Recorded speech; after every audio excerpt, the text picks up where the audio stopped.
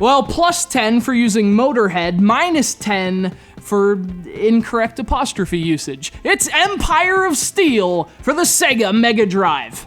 And in that sentence, an apostrophe is necessary for the contraction of it is. The possessive it's doesn't require one. Hey, it apostrophe s important to me.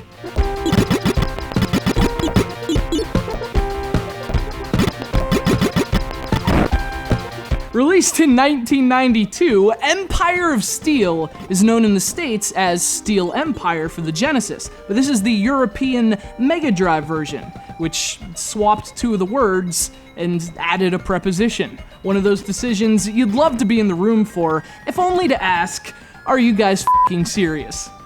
The game was actually inspired by an 1819 novel of the same name. That book was instrumental in the development of the steampunk concept, and for me, that theme is really the defining characteristic of Empire of Steel. Now, this is a scrolling shooter with a beautiful steampunk look, and in 1992, that made it a pretty unique game.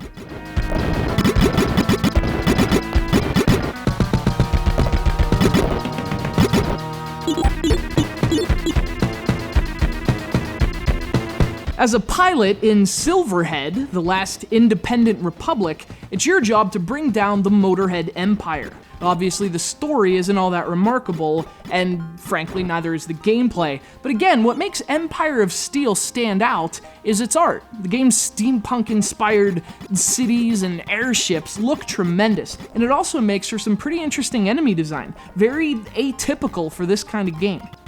But of course, what is typical is the gameplay itself. Empire of Steel plays much like you would expect, with a few key exceptions. For starters, you can choose between a plane or a huge airship between each level, and each one has its own unique attributes. The plane is more nimble, but the airship has a lot more firepower.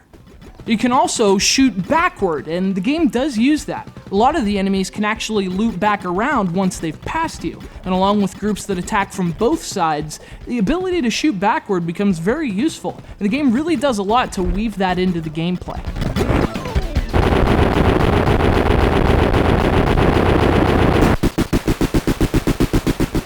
Empire of Steel was actually remade for the Game Boy Advance in 2004, but it was never released in the States, which is kind of a bummer, but nonetheless, this game was really enjoyable, and even though it didn't play all that differently, its theme alone makes the gorgeous Empire of Steel a pretty interesting shooter.